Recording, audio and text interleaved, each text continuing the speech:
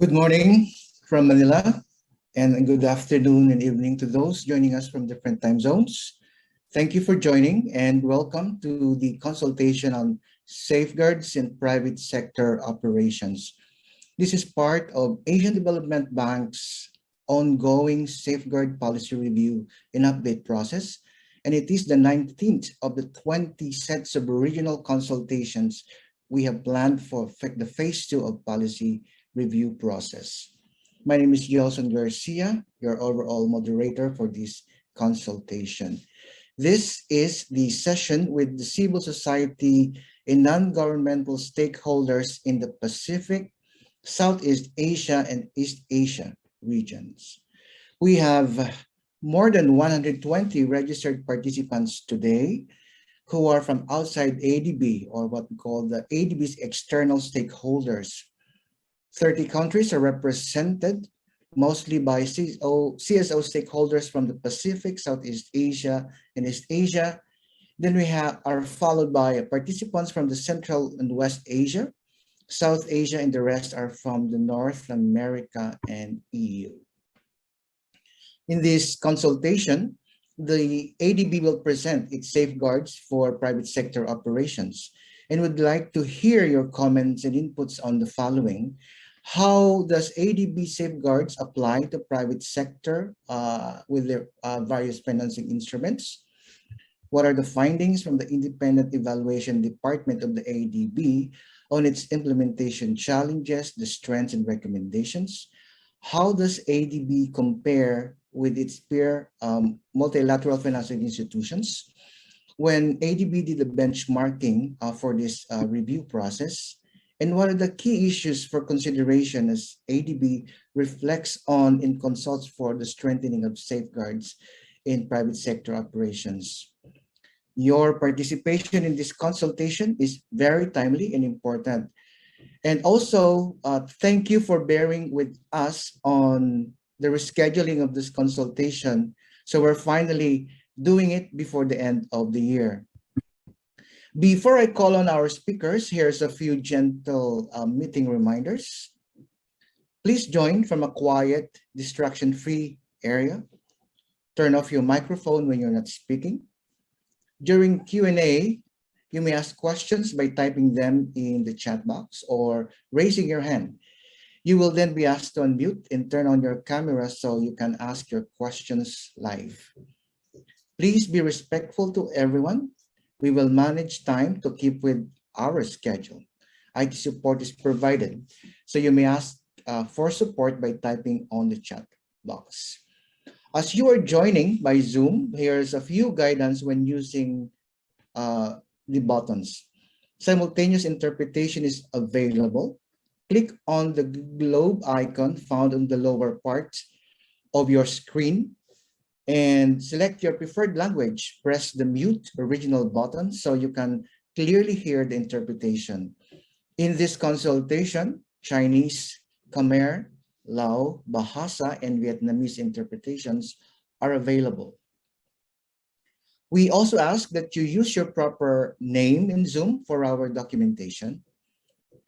To change your name on Zoom, click on the participants button at the bottom of your Zoom screen. On the right hand of your screen, look for your name. Click on the More button on the right side of your name. Click on the Rename button, type in your name and agency, then click OK. And if you wish to send a message, question, or feedback, click the chat button. If you wish to comment or raise a question live in the language you prefer, click on the smile icon and then click on Raise Hand. To speak and unmute yourself, click on the microphone icon. To share your video, click on the video icon. We value diverse and informed feedback from a wide range of stakeholders. So let me restate ADB's commitment to meaningful consultations. The Safeguards Policy Review and Update process for phase 2 consultations are opportunities for stakeholders to express their views and opinions on ADB's environmental and social safeguards in the most meaningful and safest manner possible. All stakeholders are encouraged to articulate their inputs and concerns during these consultation sessions. By joining these sessions, stakeholders are consenting to the video and audio recording of these consultations in their subsequent release. ADB will prepare consultation summaries and disclose them publicly. This will ensure the accuracy and transparency of proceedings. Stakeholders wishing to exclude themselves from such recordings are asked to contact the Safeguards Policy Review and Update Secretariat within 2 weeks of the session to share their exceptions and exclusions.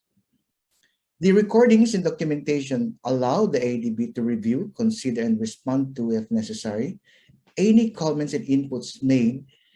Background materials on the thematic areas have been released in preparation for the consultations and dialogues. All types of feedback are welcome. This will not be used for the purposes of retaliation, abuse, or any other kind of discrimination. If you have any issues or concerns on the disclosure, recording, confidentiality, potential risks, abuse, or any kind of discrimination during the consultations, or wish to exclude yourself from the recording of events and discussions, please contact the Secretariat. So in this consultation, we have 2 hours. Here's how we plan to maximize our consultation time. First, we'll have the welcome remarks from Bruce Dunn, the Director of Safeguards Division from the Sustainable Development and Climate Change Department.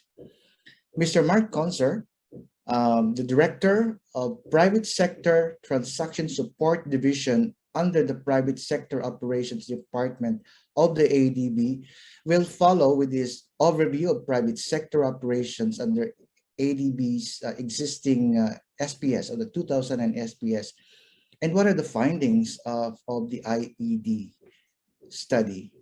To complete the background for this consultation, Mr. Felix Oku, the Senior Social Development Specialist from the Safeguards Division of the SDCC, will present the findings on key comparisons between ADB and other MFIs, or multilateral financial institutions, regarding the policy architecture and the environmental and social management systems. We'll have a 5-minute break.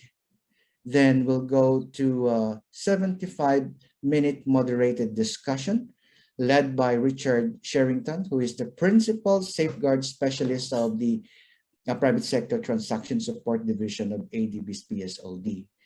We will have a quick evaluation.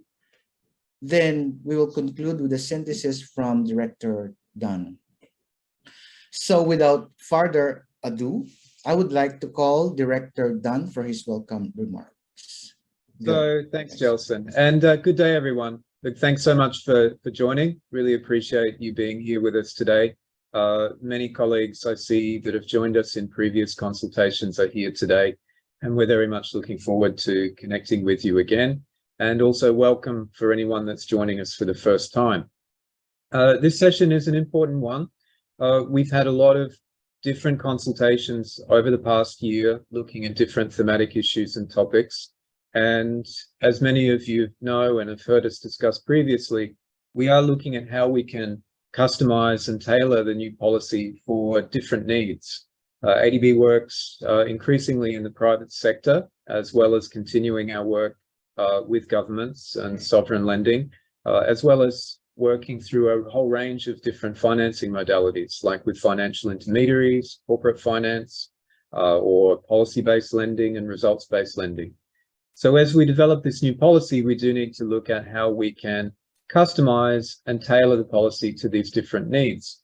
And of course, there are different needs and approaches in the private sector. So that's one of the key issues that we're going to be discussing today.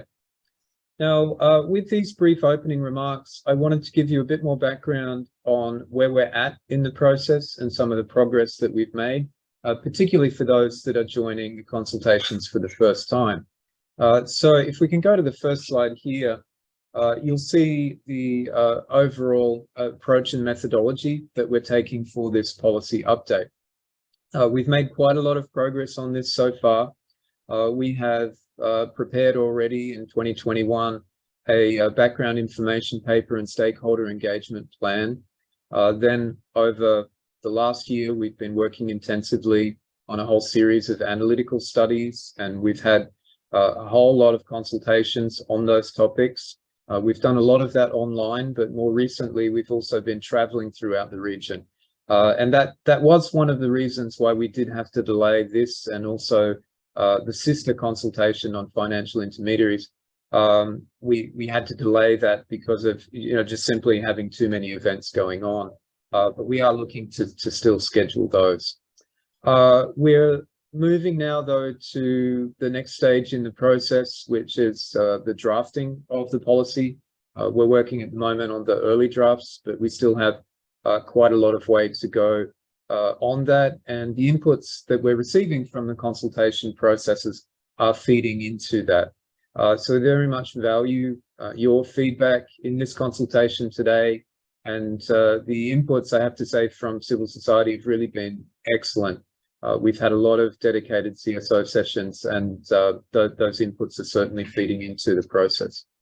At this stage, we're still targeting for approval of the policy in 2023, but we are facing some delays in the process, and we may be pushing back a bit the finalization of the policy for disclosure, and also the first consultation with ADB's board on the draft, what we call the working paper.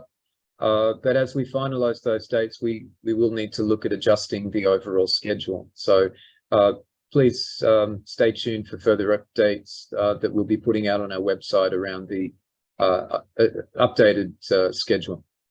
If we go to the next slide, you'll see just a very quick overview of the various studies that we have completed.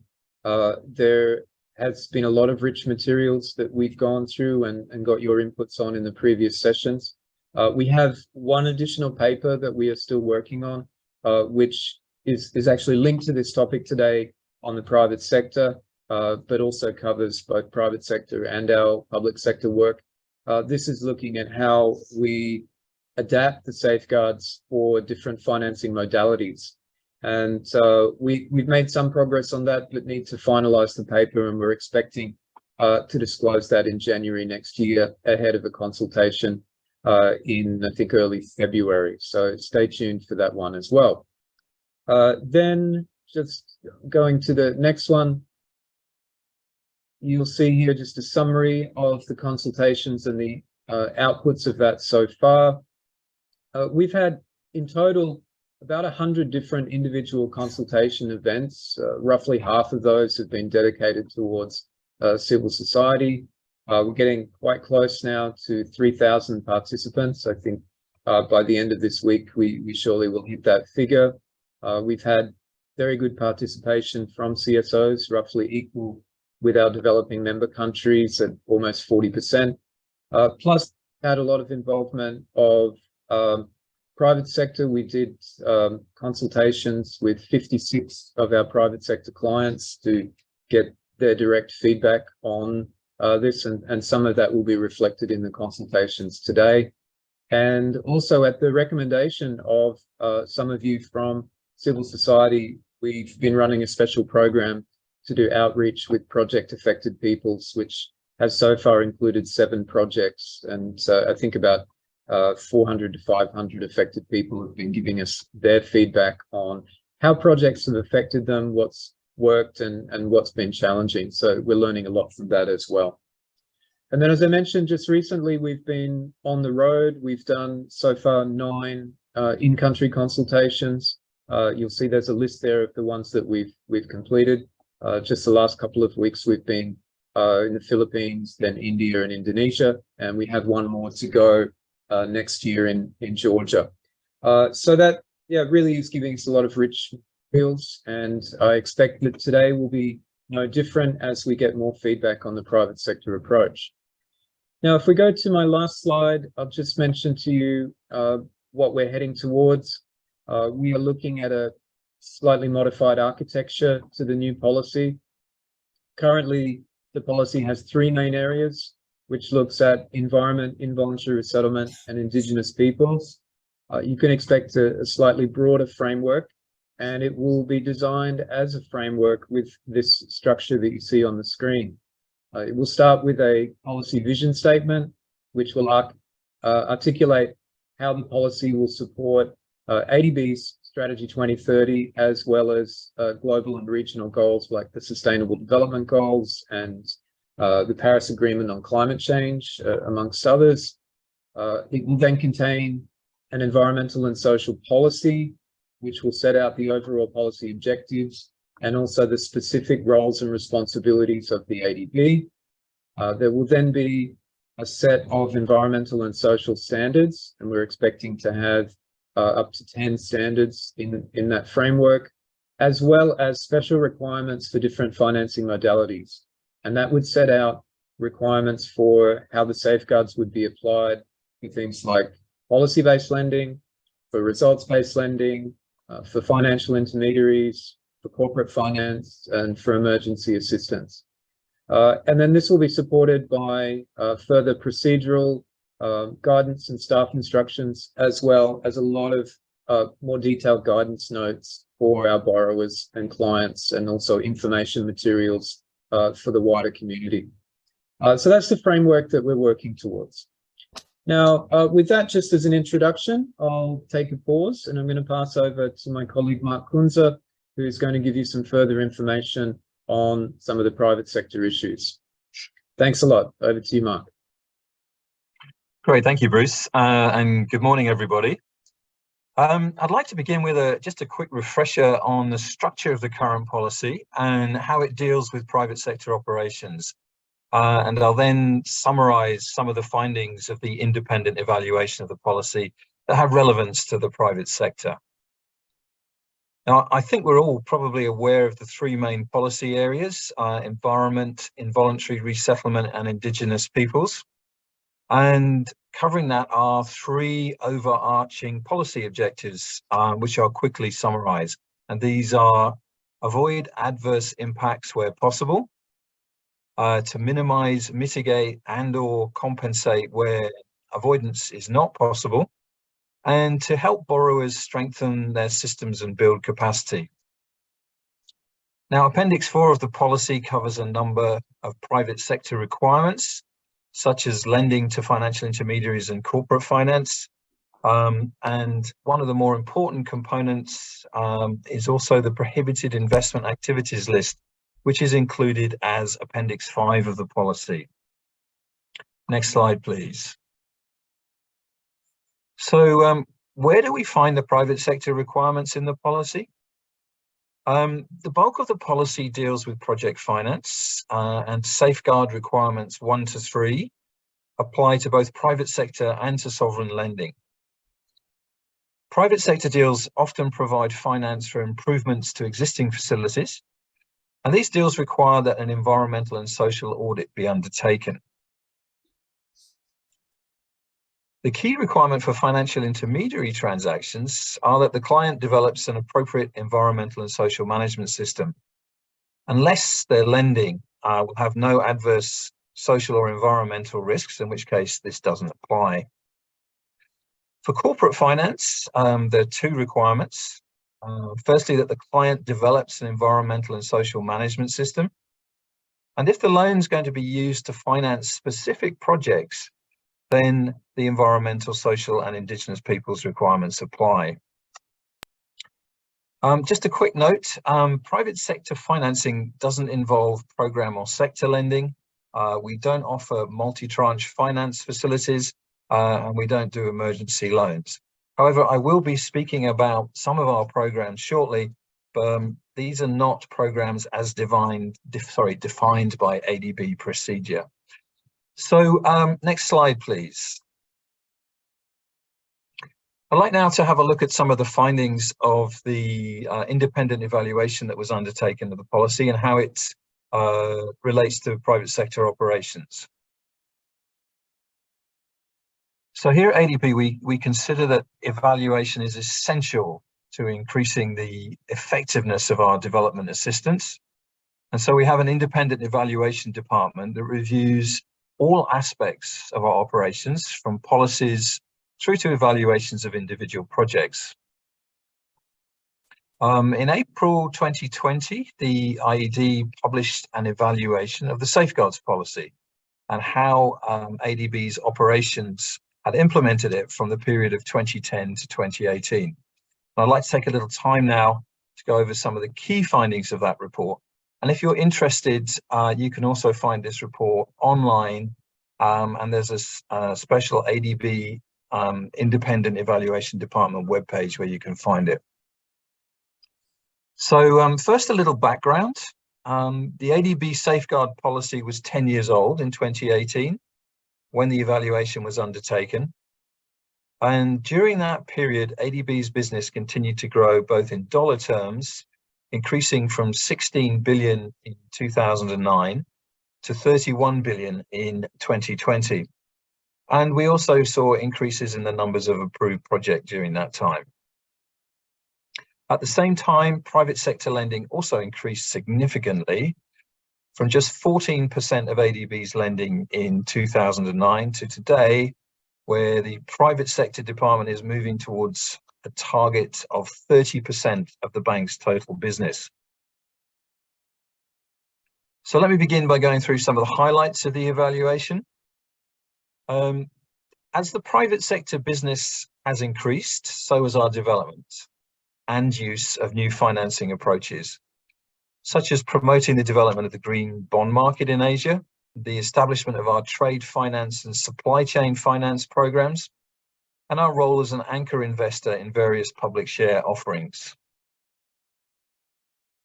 ADB's Strategy 2030 sets a target for private sector operations to bring in $2.50 of co-financing for every $1 we lend. This crowding in requirement means that we are regularly partnering with our other IFIs, and the evaluation highlights the need for better harmonization of the policies, of our policies with those of our partners. In the private sector department, we spend a lot of time working with our clients on developing or improving their environmental and social management systems. This effort is appreciated, and we also have a strong focus on the management of labour and working conditions for our projects and in our clients' operations. We've also supported our financial intermediary partners in the same way. And in addition, we've introduced an annual audit program. Now, while audits are not normally generally appreciated, our FI clients see them more as a training opportunity than as a compliance visit. Next slide, please. So let's also go through some of the shortcomings highlighted in the evaluation. As I mentioned earlier, the SBS has a very strong focus on infrastructure projects, and the policy is not well adapted or customized to support private sector financing. I mentioned earlier that some of the new financing approaches, such as IPOs and bonds, these have emerged with very limited safeguard guidance to support them.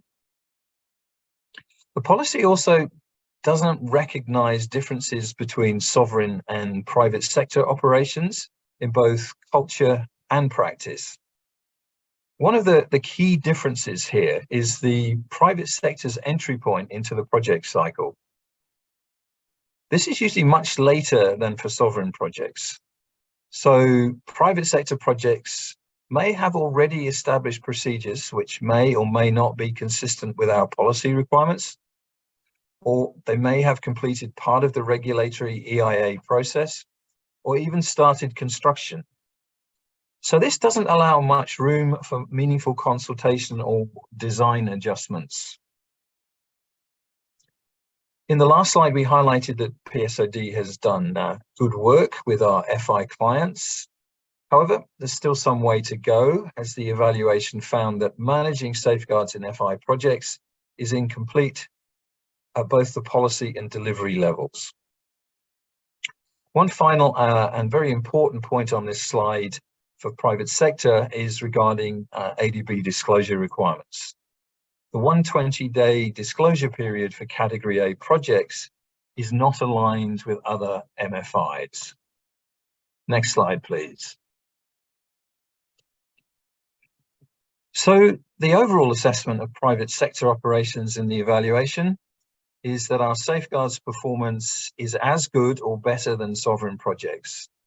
In the interest of time, I'm not going to go through this slide in detail, but instead I'll give you my personal view as to why this is. So firstly, project preparation. In the private sector, we require our clients to pay for the preparation of the required environmental and social documents. And this means our clients can hire the major environmental and social consultancies to do this work. Our colleagues in Sovereign often don't have this option, as the project preparation is funded by ADB through grant financing, and our cost ceilings often preclude the use of the major consultancy firms. And in my view, this results in private sector projects getting a better standard of E&S documentation. Moving on to project implementation, I'd suggest that the performance here is guided by two factors. These are the commitment of PSOD specialists to getting our projects to deliver the expected development impacts and the leverage we have with our clients. Our clients are able to react faster and more nimbly than government departments or implementing agencies, and they're also very dependent on the ADB finance to keep a project moving. And this leverage allows us to achieve more effective project implementation. The final point again relates to commitment and how it relates to capacity.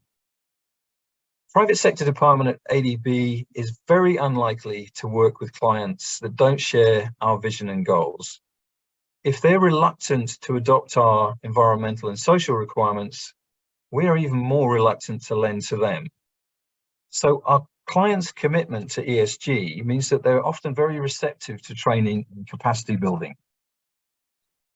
Next slide, please. So let me try and close by summarizing the recommendations of the evaluation with respect to private sector operations. Harmonization with other MFIs is a key requirement, as we're out of sync with our partners, and we're also the slowest IFI with our processing times. We require shorter disclosure periods, as the 120-day rule is twice as long as our co-financing partners. We need to provide more guidance for both staff and clients, along with regular training and updates of any materials. And finally, we need more staff to enable us to more effectively prepare and implement projects, with a particular emphasis on more supervision during implementation. So that summarizes the recommendations, and that concludes my presentation. So let me hand over to Felix, who's going to provide you with a comparison of our policy and other institutions. Felix, over to you. Thank you very much, Mark and Bruce, for those introductory presentations there, which pretty much highlights a lot of the benchmarking work we've done with our comparator institutions or sister institutions. This part of the presentation will focus on benchmarking exercise that we've conducted with selected comparator institutions to assess how we harmonize, how we align with our safeguard policies with our comparator institutions. And I'll borrow Mark's concluding statements there. The key objective for this comparative exercise is to harmonize with our peer institutions who we regularly co-finance on projects, or we overlap in terms of geographical coverage. So for the next few slides, I think it's about 4 of them, will highlight the key findings from the comparator study or benchmarking study. And we also then highlight the key items that have been identified for further assessment and consideration as part of the SPS policy update. If we move to the next slide.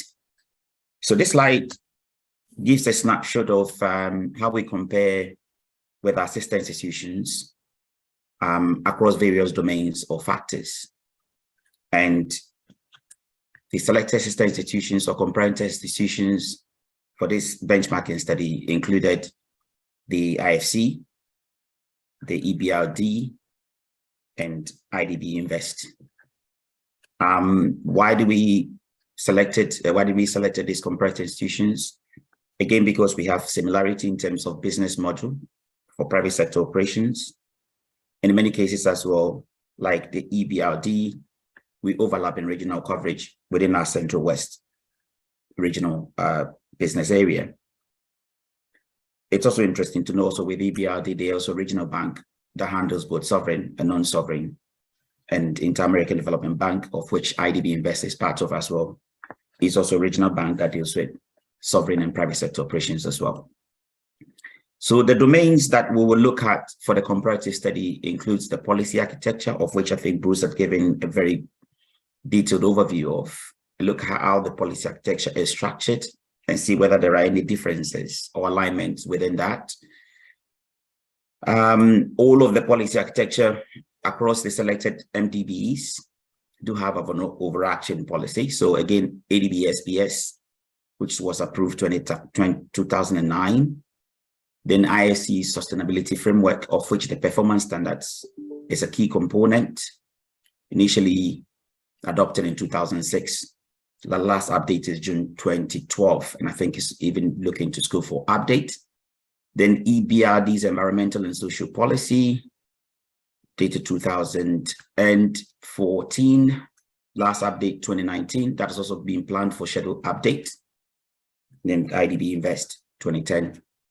New Environmental and Social Policy Framework, ESPF, became effective 1st November 2021.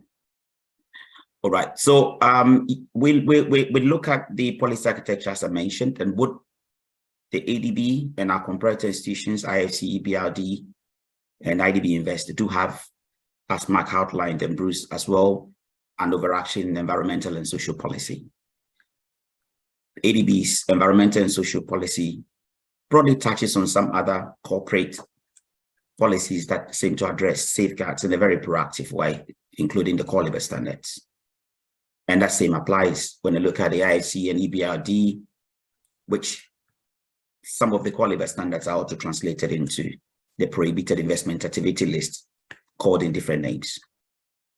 In terms of coverage of financing modalities and instruments for the safeguard policies, Mark already alluded that is very skewed towards sovereign operations, very heavy on infrastructure finance in that aspect. So when it comes into private sector operations on project finance and the limited recourse, there's a lot of content and the leverage within the SPS, but that cannot be said when it comes into other financing instruments or modalities that has evolved over the years, over a period of decade that the SPS has been in implementation, including FI, that we have very limited financing or financing intermediation mode of transactions. When it also comes to corporate finance and a unique corporate finance called the general corporate finance, including under transactions that PSOD has progressed, including capital market transactions like green bond and others. When it comes to the IFC and the EBRD and IDB Invest, that covers pretty much a lot of the financing instruments and modalities, including emerging ones that has played out quite recently on capital market. Most of the policies, like similar to ADB, are principle based with the overarching policy, and then you have the detailed policy. I think what is quite uniquely different, what we've noticed from the comparative studies, that is quite uniquely different, has to be the adequate underpinning guidance notes, which are quite very prescriptive in their nature. We find that a little bit lacking with the ADB SPS. IFC has got guidance notes, which clearly explains each of the policy paragraphs and outlines borrowers and client responsibilities accordingly. Same can be said for EBRD and IDB Invest as well. In terms of processing for safeguards management, ADB SPS was noted to be front-loaded in that a lot of the assessment and management planning for safeguards would have to be completed prior to board approval for projects. Our comparator institutions like the IFC, EBRD, and IDB do have what we call compliance over time, or it's a continuous process with an adaptive mechanism to allow project to respond accordingly to emerging or continuous safeguards issues during project implementation. And this was noted mainly to be done via a safeguard instrument called the Environmental and Social Action Plan. In terms of the assessment of ENS risks, Mark has just mentioned the safeguards architecture that of the SPS, which is made up of 3 main safeguards. We have 3 standing safeguards: environment, involuntary resettlement, then we have IP, indigenous people safeguards. These are categorized separately and independently, although project teams work together, and the ensuing safeguards management tools that need to be prepared are done accordingly prior to board approval. That was also found to be quite different to the policy architecture in terms of its safeguards, risk categorization and assessment with our comparative MP institutions such as the IFC, EBRD, and IDB Invest, where you have an overarching standard, and that is always noted to be the standard one. So for the IFC, that is performance standard 1. For EBRD, that is performance requirement 1. And then for IDB Invest, you have environment social policy standard 1. Standard 1 is the entry point for assessing the scope and applicability of the other standards on a transaction. And that informs the content and scope for all ensuing management planning that are required prior to board approval for a project. For project categorization, then we noticed that whereas ADB's 3-pronged categorization for our 3 safeguards could be sometimes siloed in nature, that of our peer institutions seem quite very integrated via the first standard, that is performance standard 1 or performance requirement 1 or ESPS 1, as I have already explained. In terms of categorization for impacts and risks, approach is quite very similar in content, although ADB has 3 safeguards. That we do have the approach for ABC, and sometimes that is also nuanced in 1, 2, 3, which are quite very comparative. ADB has a unique category of projects based upon scale, complexity of issues that are designated highly complex and sensitive. For financial intimidation transactions, quite also very similar, that we categorize our FIs different, same as what we have with our sister institutions. So ADB for FIs to have 2 main categorization, FI and FI treated as C.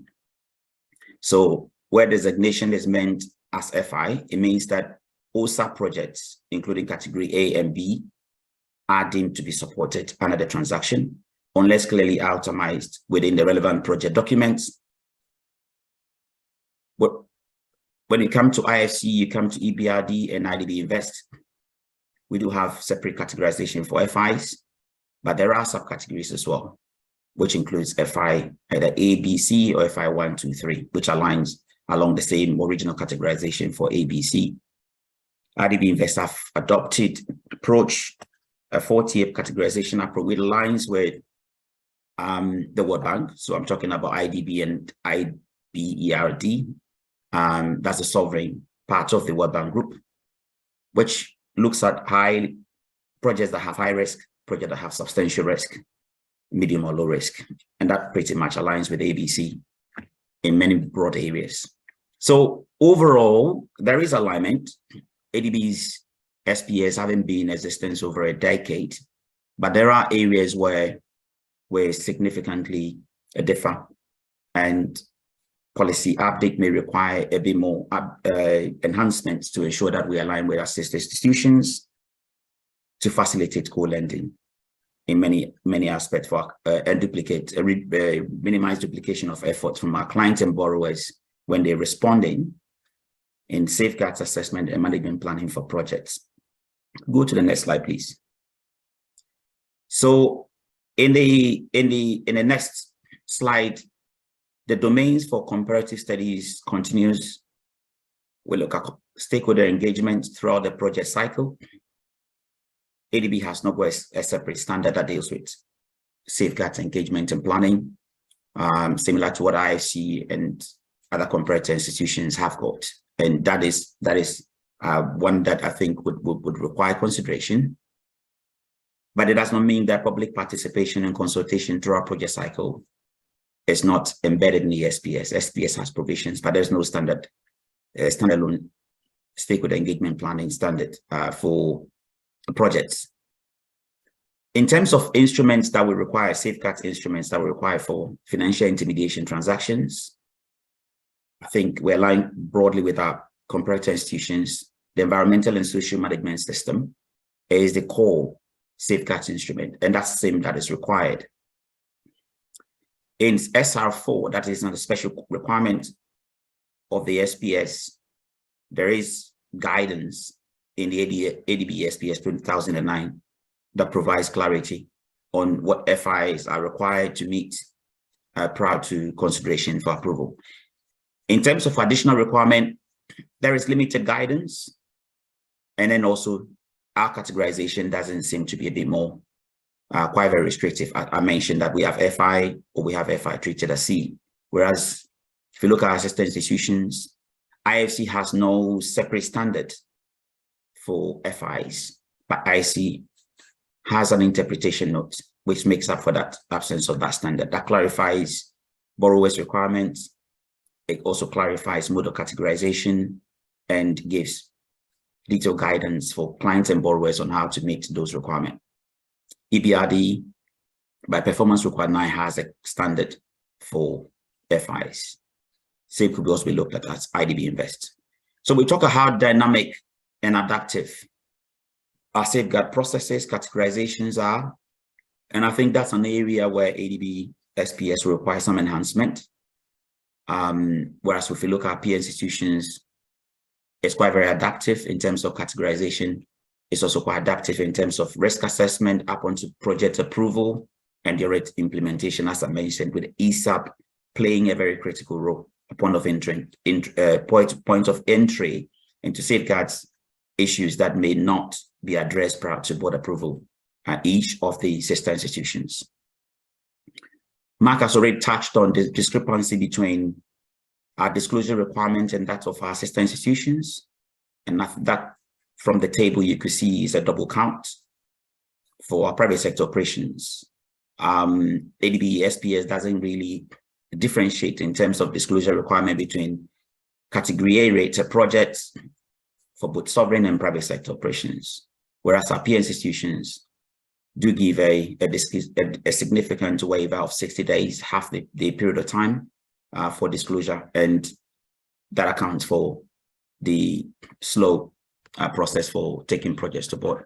Now, in terms of location of disclosure requirement, SPS has provisions, and Access to Policy Information 2019 as well provides clarity on what is required to be disclosed and how it's meant to be disclosed prior to board approval. But again, there are areas that have been identified, and the next couple of slides will touch on which would make disclosure of information and access to project level information to affected people much more meaningful.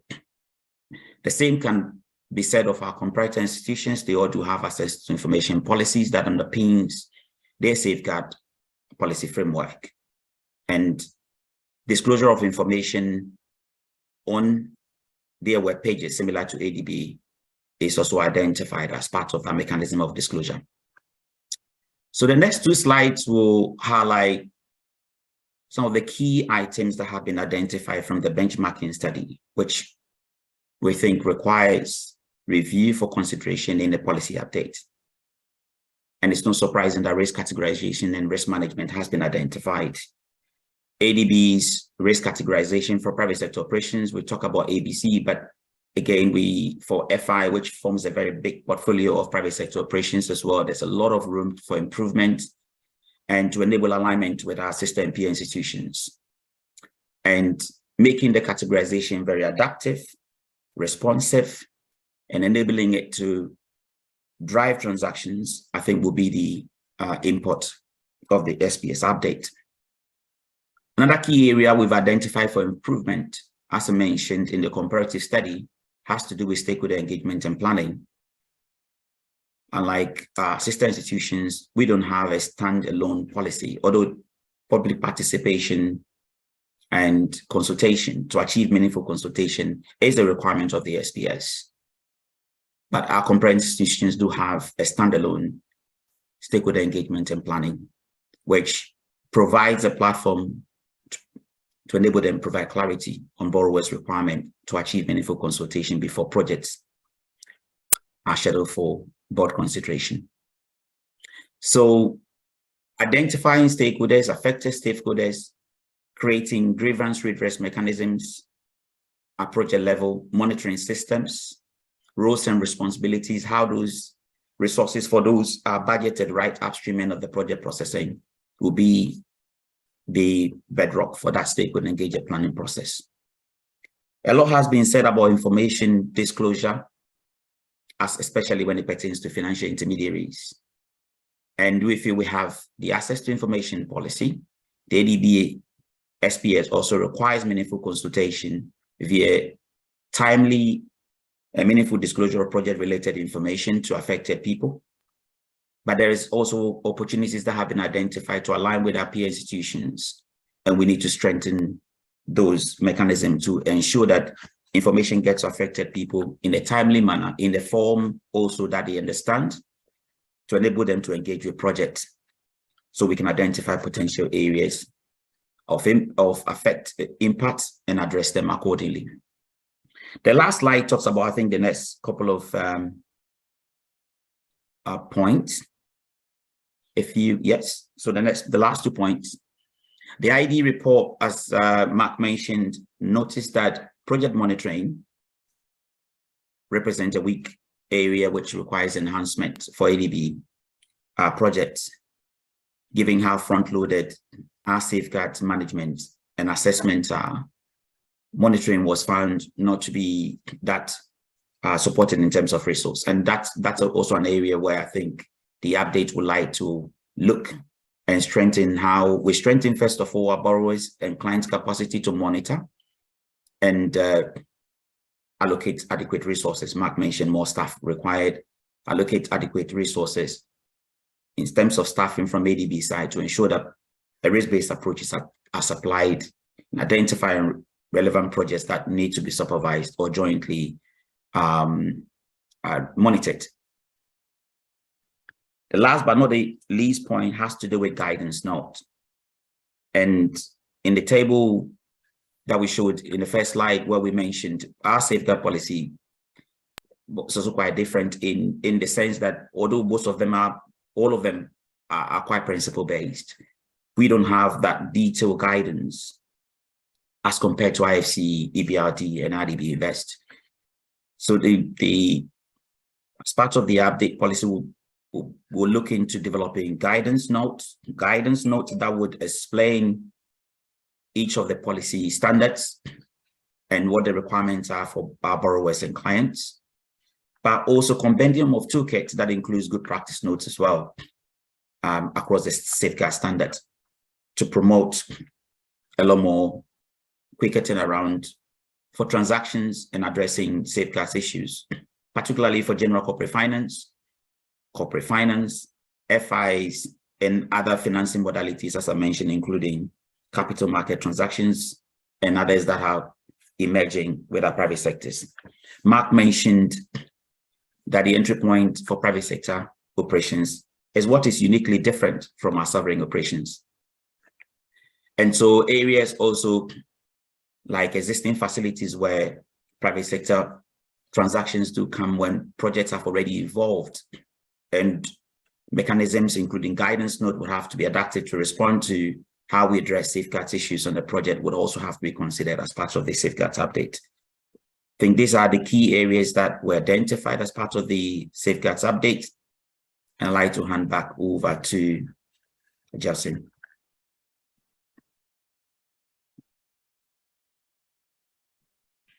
Thanks, Felix, sorry. And also thank you, Bruce, for giving us the overview and where we are on the policy review process. Mark, on giving us a refresher of ADB safeguards for private sector operations and the findings of the IED. And finally, Felix, for the key comparisons between ADB safeguards with the peer MFIs. I hope, or we hope, that with these three presentations, we have provided enough background information to prompt questions and specific comments.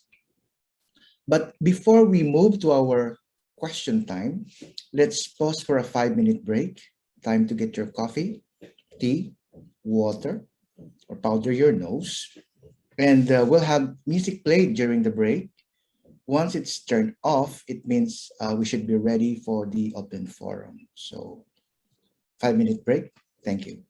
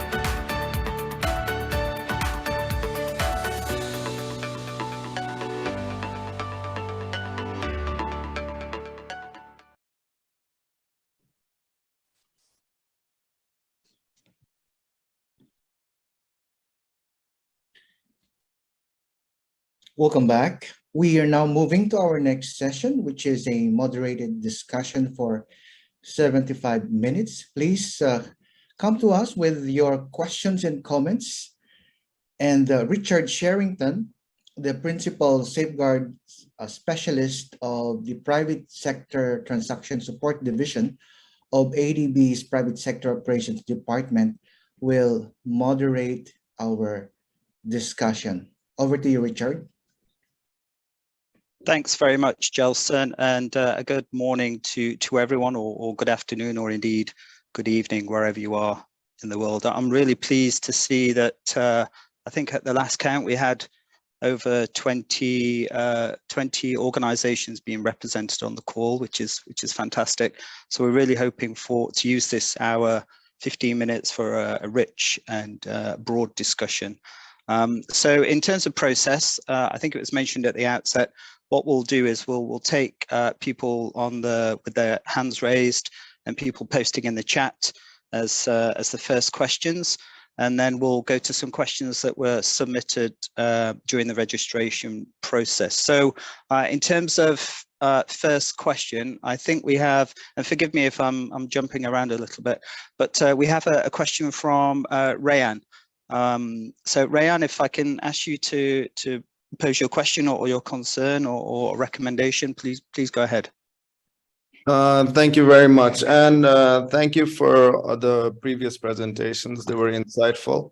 I'm gonna get right to it. I am the Executive Director of NGO Forum on ADB. We've been monitoring ADB projects both under the PSOD as well as the sovereign portfolio. So my question is two parts. First is on information disclosure, and the second one is on last mile addressing community grievances and the cost of the safeguards when it comes to PSOD or FI operations. So on information disclosure, we noticed in the slides that in comparison to the other MDBs, when it comes to disclosure for category A projects, there's a 120-day timeline, right, as per the SPS 2009, and which we consider to be a higher standard when you look at it across the IFIs. And this is absolutely critical for local communities to get their voices into the process when it comes to EIA documentation and SIA documentation and risk categorization, and really explain to the bank, like, what are going to be the problems on the ground. We, as NGO Forum on ADB and civil society, feel that this is a high standard, and this is a part of the safeguards which should not be diluted under any cost, because those 120 days, each and every single day, matters in terms of getting voices of communities into the process and the project design. So that's definitely a standard which we think ADB should continue maintaining, and we strongly emphasize that. The second question, which comes down to the issue of what happens when things go wrong. Like, regardless of the financial architecture of the project, the reality of the project is still the project. It's big mega infrastructure, putting people and environment into harm's way. So when you look at it from the community perspective, they don't necessarily know whether it's going to be PSOD or if it's going to be a financial intermediary through subcontracting. Harm is harm, and a bulldozer is outside in front of your door, and things might go wrong, as they often do. In that case, we have seen that local GRMs have not been effective. We have seen ADB safeguard specialists have no leverage when it comes to FIs and making them compliant to the original 2009 SPS. And we've also realized that we went running around when it came to non-sovereign projects between the borrowing company and the bank looking for compensation money on resettlement. And nobody could give us a straight answer as to who would pay for the problem. So is this going to be a part which is going to be addressed in this new update of the SPS? Because if we're not considering the costs of the safeguards, then it's always going to be that big question mark which nobody answers. That's the elephant in the room. So I hope I can get a response. Thank you for the time. Thanks, Ryan. So two very good questions, and especially the first one, which has come up through numerous consultations about the period of disclosure. So what I'll do in the first instance, maybe Bruce, if you want to chime in, and then maybe Mark, if you've got anything to add. Thanks. Sure, thanks very much, Richard. And Ryan, thank you very much for joining. Always a pleasure to have you in the consultations and engage with you in a Geo forum. Yeah, so two really great points. Firstly, on the information disclosure and the 120-day period, that's really well noted. I certainly see and recognize the importance of a suitable disclosure period, and this has come up a lot in the consultations. No final decision has been made on that issue. Couple of things just to add there, that we want to look across the board at how do we have effective disclosure to communities at a local level. And what we actually see is that while I do think and recognize that disclosure for some of the international community, our board members, and sometimes for civil society, I know you and your group access materials from our website, but that does not achieve effective disclosure for local communities. And I think that's really the core of the issue that we need to look at. Effective consultations with the communities needs to start much earlier, and we need to do more in terms of tailoring that information and putting it in a form that's accessible, understandable, that's culturally appropriate for the communities. And that doesn't happen just through a disclosure on our website. So that's one of the issues that we're trying to address through the development of a new standard on stakeholder engagement, information disclosure, and grievance redress mechanisms to shine a light on that. Now, if a project, even if disclosed 120 days on our website, hasn't effectively been able to engage the communities and have meaningful consultation, then that's not appropriate. So we need to look across those two issues as well. There are, though, some challenges internally, and I think Mark will be able to speak to this more around some of the private sector projects that we come into at a later stage, where there has already been environmental assessment work and projects that are at a later stage of preparation in comparison to those ones that we join at a fairly early gestation period with the public sector or sovereign lending. So in those cases that we come in, even where a project has been well prepared, and when there has already been disclosure at a local level, we may not be able to meet the 120 days just because we've come in at a later stage. So that's one of the issues and trade-offs. I think there's also things that we can do to make the information that we do disclose more accessible. So that's something we are thinking about and would welcome some more dialogue with you on that. And then on the GRM point, making it available at local community levels, I fully agree, and this came out through both the IED evaluation, also the joint learning study in 2018 on the accountability mechanism, which we were part of with the officers of the accountability mechanism, and more recent work that we've been doing on GRM processes. This is definitely an area to be strengthened with both our public and private sector work, and one of the ambitions that we have for the new policy. Let me stop though there, and I think Mark would most likely want to come in with some of the experiences and how they do address this work in the private sector. Thank you. Yeah, thanks, Bruce. I think I'm very much in sync with your comments on the 120-day rule. My view is that it was an essential requirement when it was introduced back in the late 1980s. I think on the ground practice has moved on since those days, and that we have a much greater emphasis on meaningful consultation that starts very early in the process, that to some extent provides those entry points for local communities that Ryan, you were mentioning. I'd like to also talk a little bit about leverage. I'm going to disagree with your comment that we don't have leverage with FIs. I think the issue of leverage in the private sector is that we do have quite considerable leverage through our contract documents, and I can explain that in more detail if you're interested.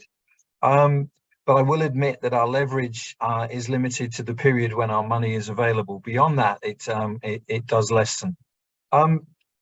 We are very aware that for our projects to be successful, we have to have effective implementation. And if something goes wrong on the ground, as you pointed out, that actions are taken quickly and effectively to deal with the harm caused to anybody who has lodged a complaint. So we do monitor that very closely. Now, they're not perfect, fully agree with that, but it is certainly a priority of ours to make sure that they are functioning. And when they fail, we want to see corrective actions in place. So what our leverage is basically, as I mentioned in our presentation, our clients are very dependent on us for finance to keep their projects moving, particularly on major infrastructure projects. We will withhold payments to a client if we don't feel that their E&S performance is up to standard. For other types of deals, we have other remedies. You mentioned we have no leverage with FIs. Well, as long as they have funds from ADB that they are on lending, we have mechanisms in our legal documents that can have some form of recourse. We require them to develop a local GRM so that their borrowers and local communities have an avenue to lodge a complaint if they want. If we feel that's not effective, we can put a stop on the payments, we can put a stop on the activity and require them to undertake corrective actions. And in an extreme case, if they were to ignore us totally, we call for early termination of the loan and they would have to prepay it. So those are just some of the tools we can use on that. Ren, you also mentioned the issue about looking for trying to find source of funding for compensation or remedy for land acquisition. I'm afraid I'm not aware of the project or the circumstances there, so I can't comment on that, but happy to discuss that further offline to try and provide some, or first get some clarity on the issue and also try and provide some guidance on how we'd approach that. Thanks, Mark and Bruce. Ryan, do you want to, are there any clarifications that you need with the response, or do you want further detail? Do you want to provide further detail about those resettlement issues that you raised? Just a quick response to that. I mean, it's not necessarily land acquisition, but unpaid wages and labor compensation issues as well, which came across in our experiences in tracking FIs. Just a quick point on that note is the parent FI borrower may or may not have environmental and social management systems. And what we have seen is when the ADB puts in money to the parent FI, and if the FI doesn't have a strong ESMS system, they tend to outsource it and expect their subcontracting agencies to lift the weight of the ESMS. And that's where we see the complex problems. The subcontracting agency doesn't have labor standards, or it doesn't have an environmental impact assessment monitoring mechanism. And then as you go down the chain, the dilution all the way from the SPS policy document on environmental social protection just starts becoming more and more gray as we start tracking down to the FI. Now, addressing that is the heart of the problem. And then you find the cost for it. I hope I could clarify. Yeah, thanks, Ryan. I think I recall the incident now. I would say that is a very rare example that our FIs are on lending to other FIs that are then themselves on lending again. I would say the bulk of our FI lending is to a single institution that on lends to their clients, and there's very few intermediaries in most cases.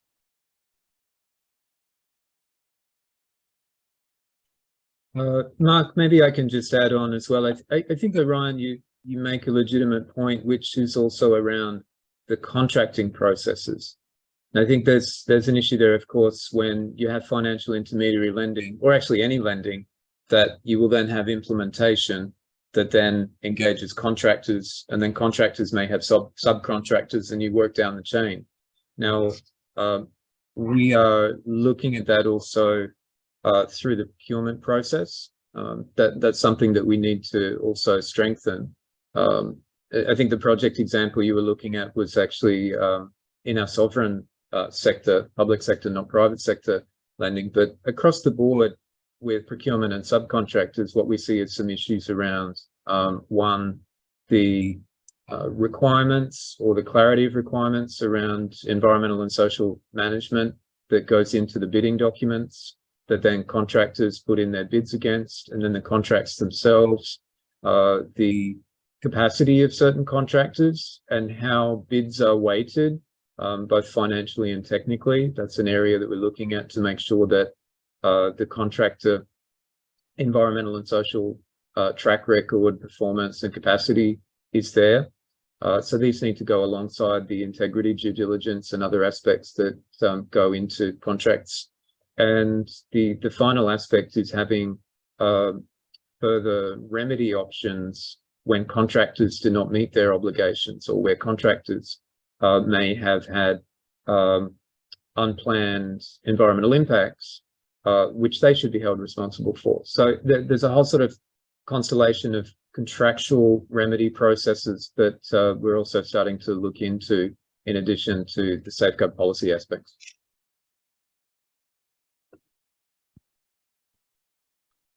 Thanks, Bruce. Thanks, Mark. Ryan, obviously, you know, we've got this consultation open for over an hour, and of course, if there are any specific details about projects that have come to light more recently that you've not messaged us about them, please feel free to let us know. We'd be happy to discuss those as we go through this SPS update process. Okay, so next we have Mary Raselis. I hope that's the correct pronunciation. You've got two questions, Mary. One on safeguard controls over private developers who are having interaction with local governments and eager to gain benefits from taxation, but in the process also obtain large tracts of land. So that's the first question. And then we have a second question, which is principally about stakeholder consultation, and when in the process do we start that, or do we require our clients to start that process? So, Mary, I'll hand over to you. If hopefully I've got that right, but please go ahead. Yes, you have it right. Thank you. I think Bruce actually already answered the second question about when, or at least raised the issue of the importance of knowing when the project is communicated to those who will be affected by it, right? The affected persons or groups. But so you're very aware that that's desirable, which I think all of us in the civil society sector support. But I hope then, Bruce, that you'll really make an effort to define in the safeguards policy at what point is the private partner obliged to divulge what the general planning, and it should be as early as possible, without, no decisions as such have been made, but at least that people are informed. Because our experience, and I'm more with the urban relocation, poor groups who are summarily relocated, is they are not told that, as for example, now there's a big, the LRT extension on the Manila Bay part of those communities in Tondo Foreshore, and another big highway, I think that's going to Bataan or somewhere. Anyway, they're not informed. Now, I don't know if this is an ADB. I think it's actually JICA sponsored, but it's not ADB. But as a principle, because people are not informed and they're well organized, they hear rumors, right? Maybe from the local government staff or whatever, and they begin to panic. And so all kinds of, scenarios are built up in the communities. And the end result, if they can't get any information, either from the local government, national, or the sponsor, is you begin to get active resistance. And of course, from one point of view, that's citizen participation.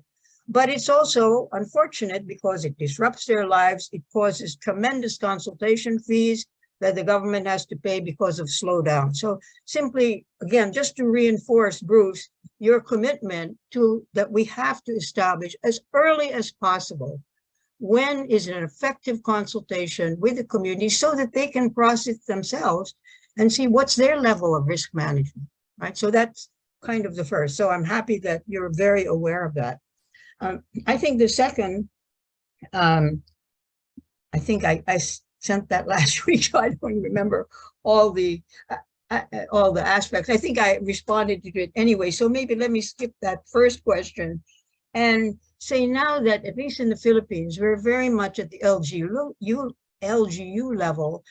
We find that national government entities may have already discussed with ADB, the proper resettlement procedures, but the local governments usually do not. And yet they are now the ones who are in the forefront.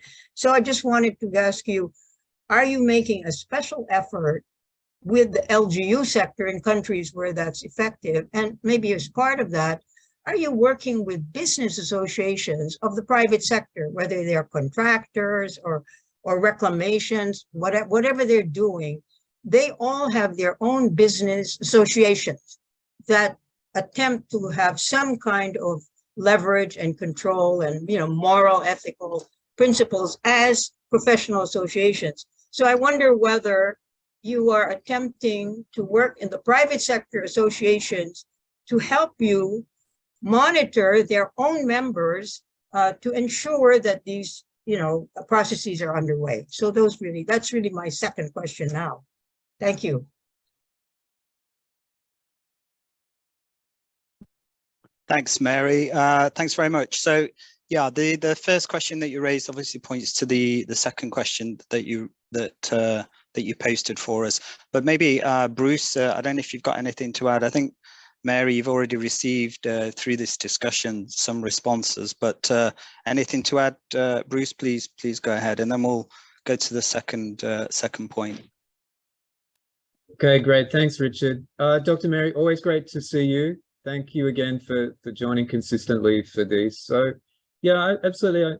I fully agree and understand on that need for the really early stakeholder engagement process to begin.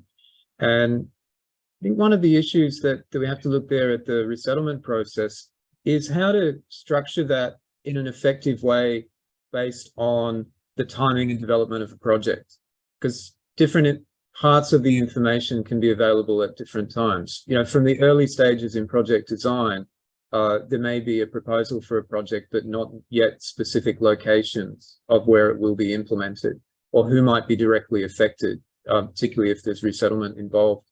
But I recognize the need for stakeholders, community members to still understand that there are proposals and discussions that could affect them in the future and the implications of that. But there are issues around, what is known and how to be able to communicate that effectively with the community at those different stages. But I think something that we would like to promote more, and this would be, beyond policy. Policy needs to make it very clear in terms of the stakeholder engagement requirements for stakeholder identification, for stakeholder mapping, for the process to start early and to be continuous. But there's a bigger piece which I think is around how project proponents in the private sector or governments, what is the value that they see around the stakeholder engagement process, and how does it add benefits to them as well? I think there's a behavior shift, and we'd like to do more work around building capacity for that and that process. But it can be a little bit different in the private sector context with the way this happens, because it's not governments leading the process. So Mark, you might want to maybe come in on that, and maybe the second part of the question as well. Thank you. Yeah, Mary, I think you've touched on a very crucial point for us. Is firstly, as a development institution, we want to deliver the benefits and development impacts of the project. Hopefully, the clients are coming to us very early in the design process if we're talking about major infrastructures, such as MRT projects that you were mentioning. And that we will then advise them from a very early stage in the project. You are going to be required to do the following. That will identify all the consultation requirements, any involuntary resettlement land acquisition requirements, so that one, they're aware of the risks, two, they can cost it effectively, and then we can have a compliant project. And I think the important aspect from us, both from a social dimension, is that we don't want people to be unnecessarily harmed by ADB projects, but we also want the projects to be built on time and delivered on budget. And if you haven't managed these issues, correctly, as you've pointed out, there is a significant cost involved.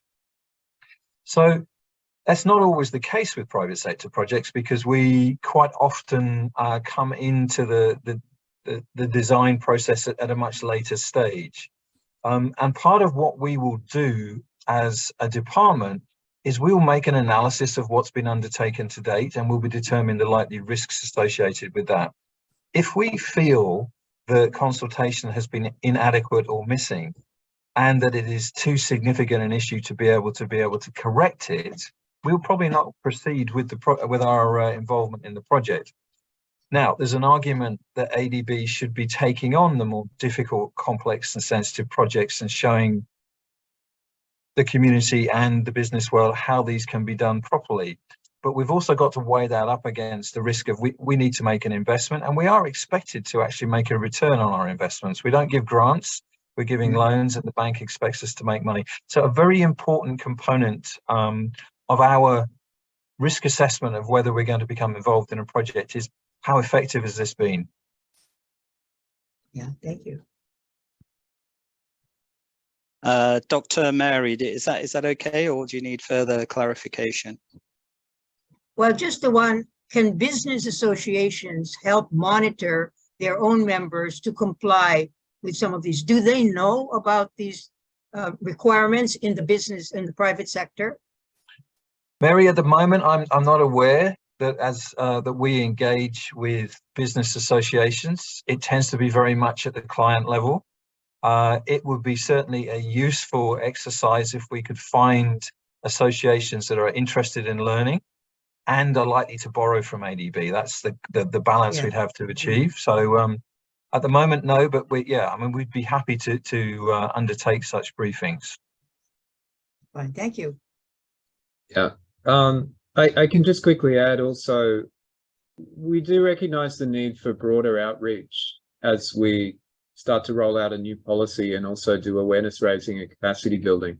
Often we focus directly on, firstly our staff, then our member countries and our private sector clients that we might be directly engaging with, like the work that Mark does. But I do think there's a wider outreach program that's necessary with business, with contractors, with consultants, that sort of wider constellation. Right. And of course, tailoring information about the policy to affected people. That, the policy itself likely to still be fairly technical, but translating that into information that communities can more readily access, probably another piece that we need to build into the awareness raising program. Thank you. Great, thanks, Mark. Thanks, Bruce, and thanks, Dr. Mary, for those questions. I'm just checking for any hands raised for any further questions, and also in the chat box just to see if anybody's posted anything. So I'll just open the floor again and encourage all our participants to raise any questions. And just to be clear, that's questions about the process that's been undertaken, but also any experiences that you may have had with ADB finance projects, particularly through the private sector. Okay, we do have a hand raised, from Pishamon Yeo Fantong. I'll open the floor to you. Thanks, Pishamon. Sure, thank you for that, and apologies that I won't be able to turn on my camera due to internet issues at the moment, but thank you very much for organizing this consultation.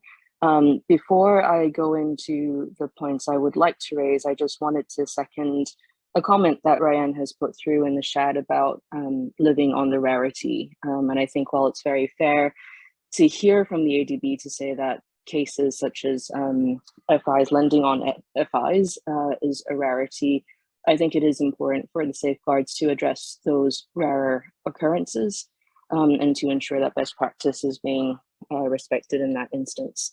But I'm from the UN Working Group on Business and Human Rights. I believe you will have been in discussions with my colleagues before from OCHR. And really what I would like to encourage the ADB to consider as you think about the harmonization and alignment of your SPS policy is really the incorporation of the UN guiding principles. I'm aware that some of the issues that the ADB is most likely going to be concerned about is the broad nature or the broad-based nature of the guiding principles, and the fact that when it comes to building out these policies and guidances, you want as much specific clarity as possible. But I think there is, and we've seen this in examples in the Asia Pacific region, where supplementary guidances have been provided to clarify the implementation of the guiding principles in practice, and how that has actually allowed for a more in-depth consideration of the flow-on effects throughout an entire value chain. Further to that, it would be helpful to hear more about how you are conceptualizing the human rights due diligence process, especially when having operations in fragile and conflict-affected situations. The working group has, of course, released guidance on heightened human rights due diligence, but we are especially keen to hear about how and to what extent due diligence on the ADB side will be conducted throughout the value chain. The final point that I would like to make really is that across the region, and in fact in other parts of the world as well, we are seeing a growing appetite from the private sector for guidance, expertise, as well as leadership when it comes to these issues. And I think there is a growing demand for there to be a rights-based approach to managing risk as well as building resilience.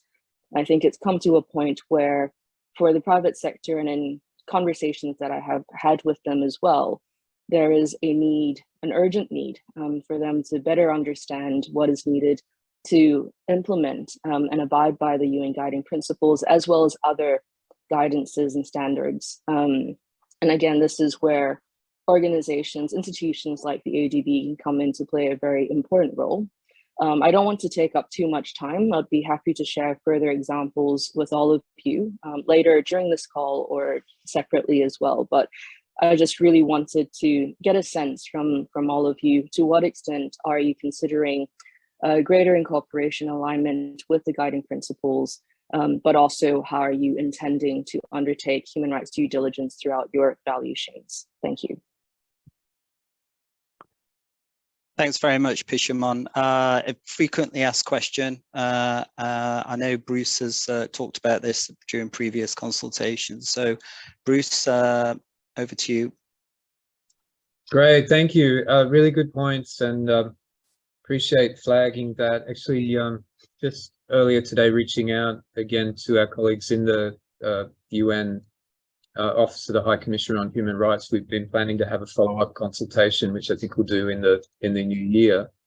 So a few things and perspectives there on human rights and the UN guiding principles on business and human rights.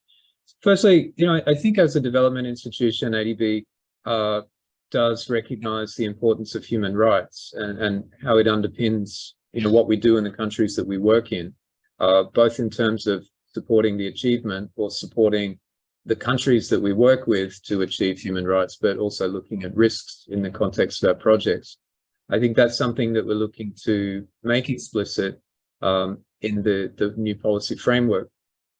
With respect to the details on addressing human rights issues and requirements for our borrowers and clients, we have been looking into this, but I think our preferred approach is not to set up parallel systems of due diligence and requirements for our borrowers and clients, but to embed key principles around human rights related issues that are relevant to our safeguards directly in the safeguard documents themselves, so that we can directly link that to clear requirements and then have that cascade down into the legal agreements. So, for example, around issues like engagement with local communities, access to information, gender, property rights, and land acquisition, all of those aspects need to be directly integrated into the safeguards. Indigenous peoples would be another issue. New issues that are also coming to the fore now around looking at risks like sexual exploitation, abuse and harassment, or looking at non-discrimination in the context of the safeguards, including addressing risks to vulnerable and affected people or disadvantaged people, including sexual and gender minorities. So there's a whole range of issues, excuse me, a whole range of issues that we want to explicitly have in the safeguard requirements.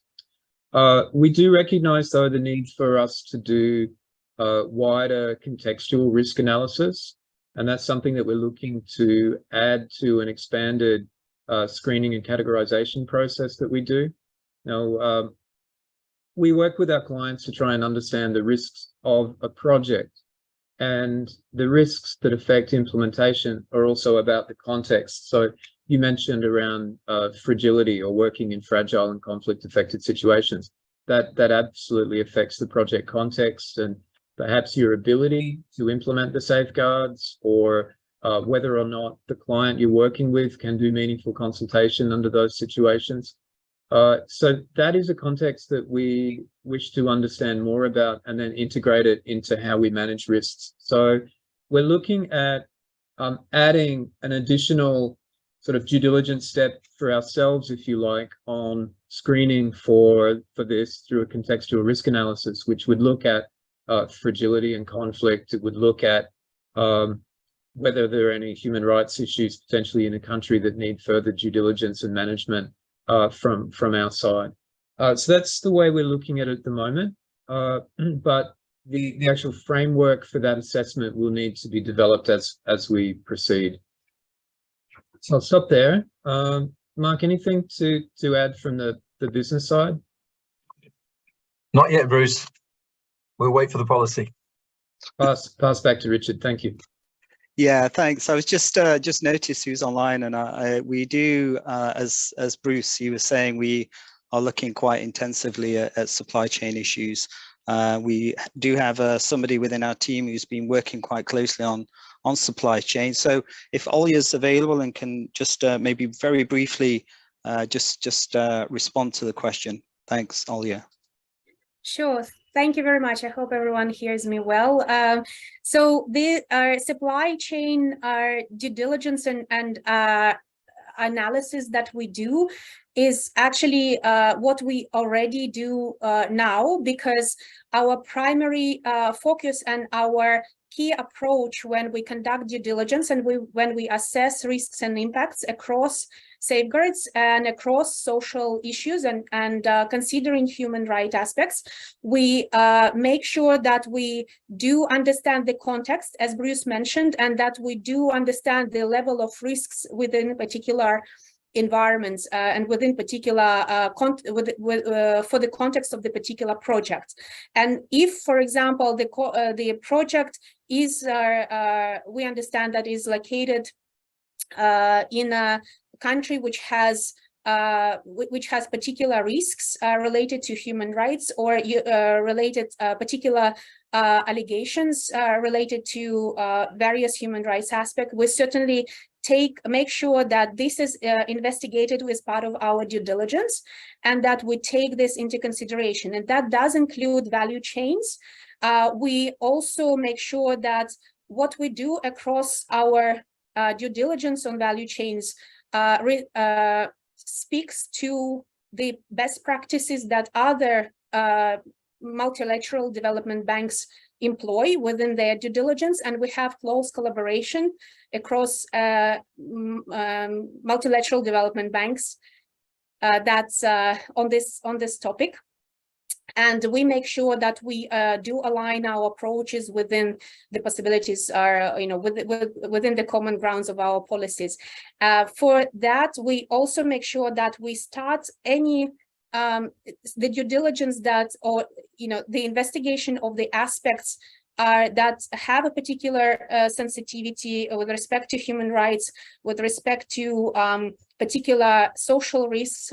We start the due diligence early, and that we do investigate the system, the management system that the clients, our prospective clients, have in place or are having policies and management systems that our prospective clients are planning to have in place for the project, and understanding the the management of contractors and suppliers that they are planning to engage for the projects, and also making sure, again, as Bruce mentioned, that it does translate into the contractual commitments and any corrective actions that need to be implemented, or any actions that need to be implemented in order to ensure that this aligns with the ADB requirements. And from that perspective, the principle will be taken forward and will continue to be employed, but obviously in the context of a more enhanced and the updates that the new policy will introduce.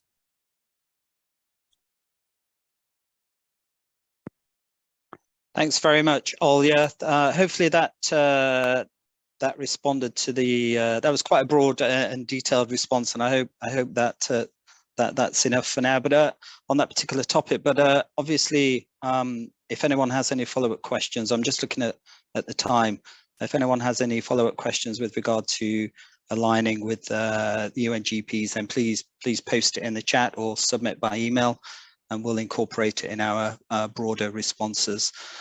So we have three people, two with hands up and one who submitted a question.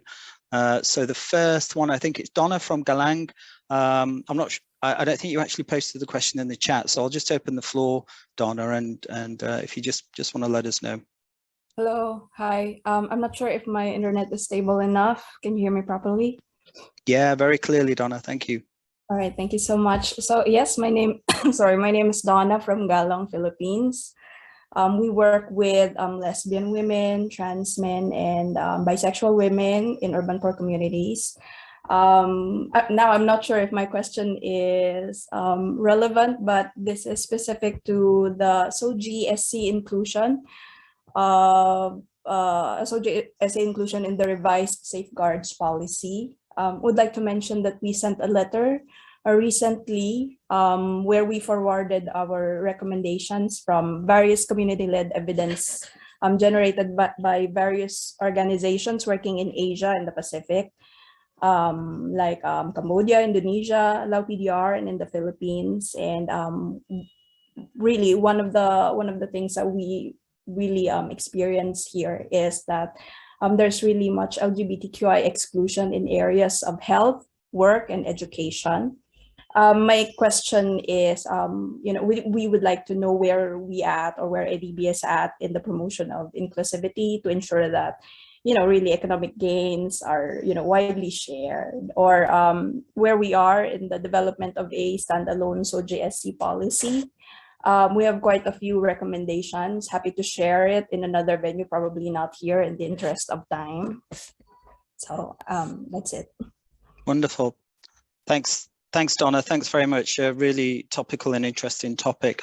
Maybe Bruce, I'll throw to you first, if you don't mind. Sure, thank you. Thanks very much, Donna, for joining and for raising that, and appreciate also the written submissions. In fact, on the SOGI issues, recommendations, we've had really tremendous inputs. We've had a lot of submissions from different organizations and recommendations there, and it's a very active discussion at the moment. No final decisions being made at the moment around whether or not it would be better for us to go to a separate standard on gender, including sort of a wider approach looking at gender, including on SOGI-esque. But certainly we feel it's very important to ensure that ADB's work and also the policy implementation supports an approach of non-discrimination. We need to make sure that there is fair and equal access to the projects and benefits, but also ensuring that we address risks to different people and groups. So we're wanting to make this clear in the policy language, and also have clarity that we need to do screening, assessment, and consultation with a range of people that might be vulnerable or disadvantaged in the project context, and understanding how a project might impact them either directly or indirectly, and how that should be addressed. And there's a wide range, of course, of different groups. We need to look at poor households, impacts on women and girls, to children, to people with disabilities. and to people from the LGBT community that might be disadvantaged, and fully agree with the points that you've raised around issues like access to education, access to healthcare, which can also lead to a range of other vulnerabilities. So we feel it's very relevant, and we are looking to try and provide some framework for that in the policy, but it's very much still a work in progress. We are doing consultations. We've been doing outreach at various events, like my colleague was just recently at the ILGA conference in Ho Chi Minh City a couple of weeks ago, and we're doing a range of bilaterals. So if you'd like to engage a little bit more closely, we can pick up in the chat box on the side. I'll put you in contact with one of my colleagues that's leading that work. So thanks very much. Thanks very much, Donna. Yeah, and thanks, Bruce. Thanks for the response. And Donna, we highly encourage you to post that additional information. And as Bruce said, encourage more dialogue on this issue. Thanks very much. Okay, so Anne Pereiras from NGO Forum on ADB also has a hand raised. Anne, I'll open the floor to you. Thanks. Yes, hello, good morning. So a few comments on regarding the transparency issue as well. A while ago in the presentation, it was mentioned that as per the current policy, FIs, for instance, are further categorized into A, B, or C. But in our experience in terms of looking at the FI portfolio, and we also recognize the fact that a later consultation will also be done on FIs. But what we have seen is that all FIs are treated as category C by default. That's one comment. And then the second one is when it comes again to information disclosure, we have also noted that the disclosure of ESMS are not necessarily mandatory. And then the third point is, for instance, when we have asked for project information to PSOD, again, whether it be in the line of ESMS, when we looked at several funds under the private sector in the energy sector, we have found that the default answer of the bank is, of course, they have to seek permission first from the borrower if they would be allowed to disclose this ESMS or other project information, maintaining the line that, of course, there are confidentiality issues. And when we refer to the bank, what we would always say is that we are not even asking for financial information for that matter. What we are merely asking is for basic project information. So coming into the new safeguards policy, and of course, we're also looking at the implementation of the environmental social commitment plan. There's also a reiteration of improving the screening and taking into consideration these contextual risks. So the main question is, given the current practice right now, and then you have this additionality in terms of ESCP and all, we still feel like there's still a lot of ambiguity in terms of how it will actually be operationalized once we're looking at the new safeguards policy under the private sector financing. That's all. Thank you. Thanks very much, Anne. Thanks. And of course, that sort of builds slightly on questions that we received previously, especially from Ryan. But I'll go to Mark. Mark, I'll let you respond to that. Thanks. Yeah, thanks, Richard. I think, Anne, you've raised the paradox when it comes to working with FIs and disclosure. In our session yesterday, I mentioned that the concern is that with our financial intermediaries, if we publish the annual environmental and social monitoring reports that they provide to us, we're also publishing a list of that particular institution's customers, which then becomes valuable marketing information for their competitors, which is why they're not too keen for us to share them. We've also looked at trying to redact that information out of the reports to see if that makes a better approach, and the reports then become meaningless. So it's an issue we're aware of. We're aware it's not ideal at the moment, and once the new policy is in place, hopefully we can potentially come up with some sort of summary reporting that actually provides more information. On the subject of environmental and social management systems, do they contain confidential information? In some instances they will, particularly for borrowers that are not FIs. Some of our corporate clients, for example, may have commitments and procedures in place in their EMSs dealing with process emissions, etc., that might again be, well, could be proprietary or relating to a particular process. It may have issues relating to compliance that we want to see, etc., So it will remain, in my view, it's always important that we have agreement with our clients that we're not disclosing information that they're not happy with. Is the current situation ideal? No. We definitely have some improvements to make there, and this is conversations that I've had with Bruce in a number of occasions, and I think it's something we need to improve going forward. Just one other final point actually on our FI portfolio, on the categorization issue. ADB's FI portfolio is quite different to our partner IFIs and other institutions in that the bulk of our lending is low impact from an environmental and social perspective. Hopefully it's very high impact developmentally. But for example, at least 40% of our portfolio is category C, and that's the sort of microfinance, microcredit loans that are being provided by our partners, where we're not looking at loans any bigger than the maximum size, maybe $500 or $2,000 per loan, and a lot of those are much smaller than that. And the remaining bulk of the portfolio, our clients are limited to lending for either B or C category projects. And again, most of those loans are not of any considerable size. So within the portfolio, we only have 3 clients who are able to on-lend for category A projects, and only 2 of those have done any projects. So from my perspective, that puts us a little bit of an advantage at the moment in that we feel that the actual risk presented by the portfolio is not as high as, say, if we were to look at IFC's FI portfolio. And one of the final point is that we also, this is sometimes misunderstood, we do require our financial intermediaries to have grievance redress mechanisms in place, so that if any people feel that they're affected by an ADB loan or have concerns, they can raise those with the institution, and that should be reported to us too. So I'll end there. Great, thanks, Mark. I think Bruce, you might have just a brief point to add as well. Thanks. Sure, thank you. I think Mark's covered a lot of good points already. And thanks very much for joining again from the NGO Forum.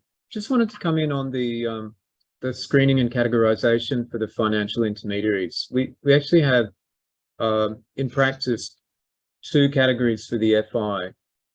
One is what we call FI treated as C. And these would be transactions where, through the nature of the portfolio of the financial intermediary and the use of the funds, the use of the proceeds, the investments would not lead to any impacts or risks in the 3 safeguard areas: environment, involuntary settlement, and Indigenous peoples. And if that was the case, also the project document and the legal agreement with the FI would then prohibit the use of the proceeds for anything that would have environmental and social impacts. And ADB would still do some level of broader monitoring, but by design, that should not be an issue.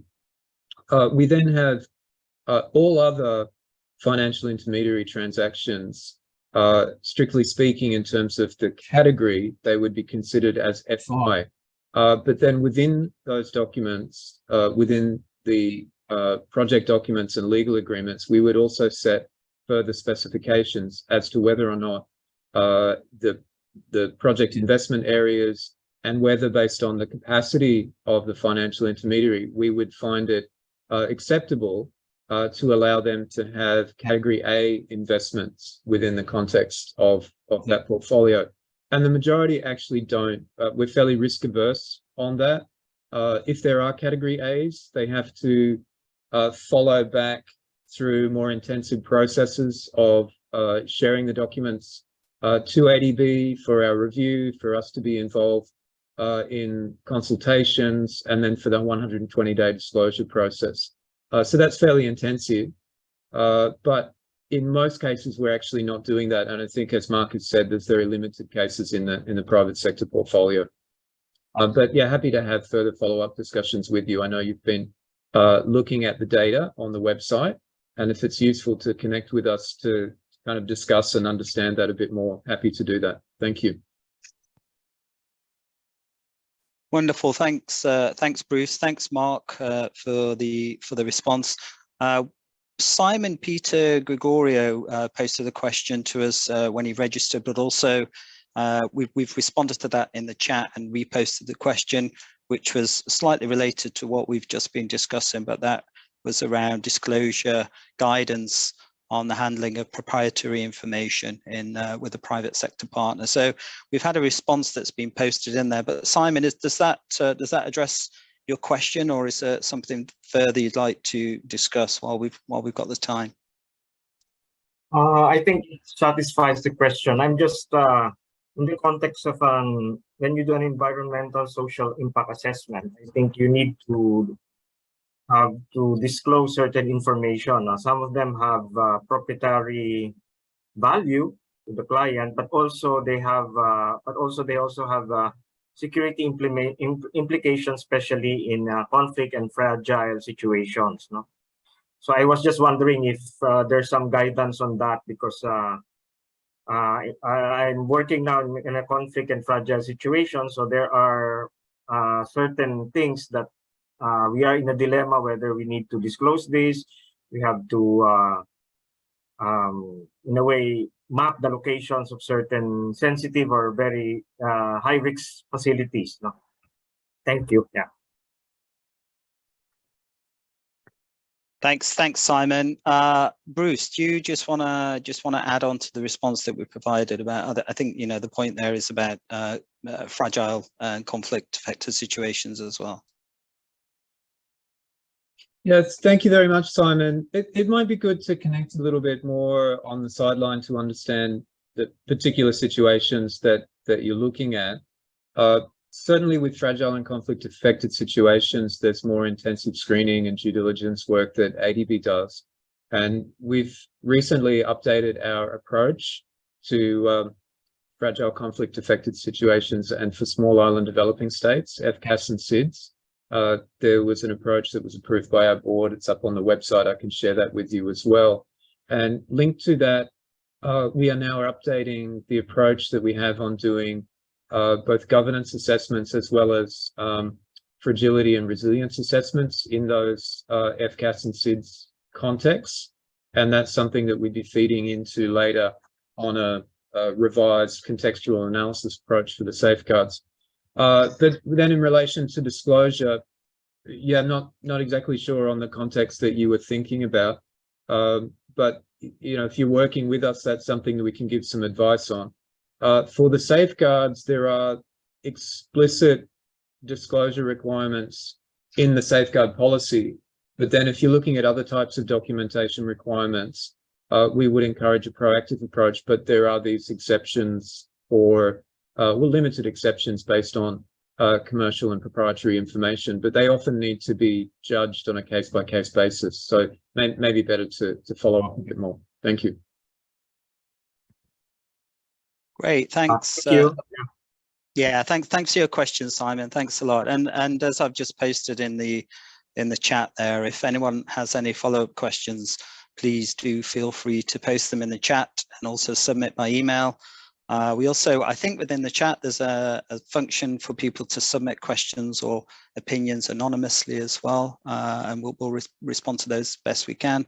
But we are almost out of time, so I'm just going to give the opportunity for one more question if anybody has anything to raise while we're in the live consultation process.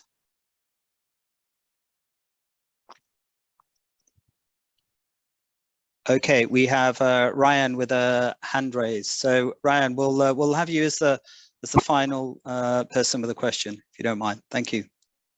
Thanks a lot. Just a quick point.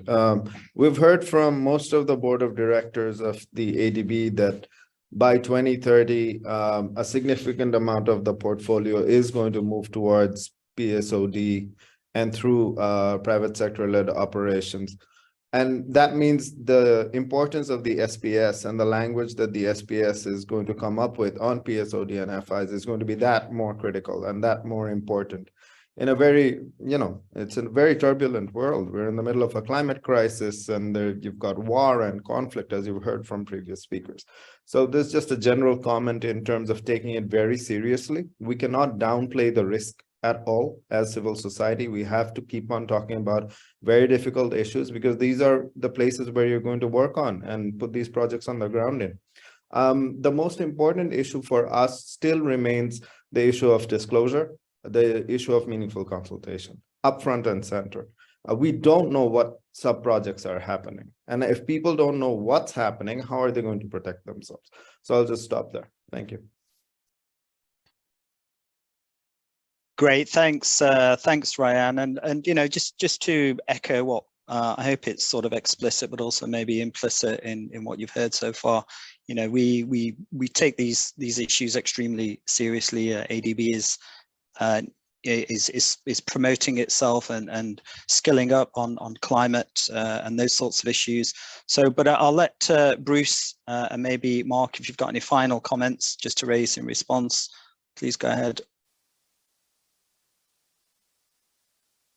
Well, thanks again, Ryan. I mean, it's a very legitimate issue that we need to look at more. I know Mark and I have been having some conversations around this in terms of what can we practically do in that space to be able to have effective disclosure, while also recognizing some of the commercial issues and interests of the clients, and how to respect that as well. But clearly the information around projects that are going to affect people on the ground should be available to them, and they need to have an effective way to be engaged in the process through meaningful consultations and information disclosure and grievance redress mechanisms. So we need to work through this a bit more. We are still to look and finalize an approach for financial intermediaries, but also the other lending requirements, the different lending modalities, I should say, or financing instruments. So still doing some more work on that. So really, point taken. The other thing just to mention quickly is we do want to encourage through this new approach on standards to have consistency across the private sector. That's something that we believe will help clients to understand what the benchmark is, and to have consistency with other organizations like the IFC or the Equator Principles banks. Should send a good signal to the market, and also allow us to be doing consistent capacity building. Where you have different standards being applicable, then that also allows, sort of shopping for finance that doesn't necessarily have the same application of standards. So that's why we do want to have consistency. Mark, anything to add to that one? No, Bruce, I think the key message I'm in sync with is the harmonization aspect. And also to extend an invitation to Ryan anytime, please come in and talk to us in PSOD. We're happy to go into a lot more detail than we can in a public forum like this. So you're always welcome. Great. Okay, so I will thanks to everyone for their participation and the really interesting and very important questions and issues that have been raised. They've all been noted down as discussed at the outset, and we will be providing a summary of the discussion at some point. But I'm going to hand over to Gelson. I'm conscious of the time, but thanks everyone. Thank you. Thank you, Richard, and to our respondents from ADB. And more importantly, to our participants from the civil society for your specific questions and comments. This has been a very rich session with no radio silence. You have provided substantial and even practical recommendations. So we hope we have provided also some clarity to the many issues that you raised. Your inputs are being taken into account as ADB reflects on the range of feedback we received from many stakeholder consultations since last year, and then feed them into the drafting of a new policy. But please don't go just yet. I would like to you to join our quick survey, which is now being flashed on your screen. We want to know how you rate, how satisfied you were with today's session. You just click which number best represents your rate, the way we manage this consultation.